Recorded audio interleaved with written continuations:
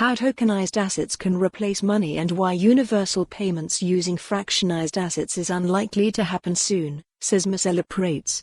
By Marcelo Prates, Jan 17, 2024 at 5:18 p.m. By Marcelo Prates, Jan 17, 2024 at 5:18 p.m. By Marcelo Prates, Jan 17, 2024 at 5:18 p.m. It's in a world where tokenization becomes mainstream, with a wide variety of assets digitally represented on blockchains. These tokenized assets will replace money for everyday payments.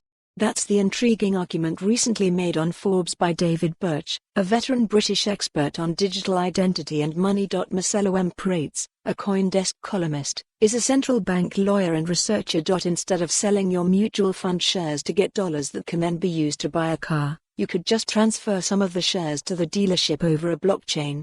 You'd have the car, and the dealership would have tokenized shares that could be kept invested or transferred to the car maker to pay for replenishing the inventory. The greater the number of tokenized assets, the easier it gets to use them directly for payments without first cashing them out into bank deposits, CBDCs, or stable coins, reducing transaction costs.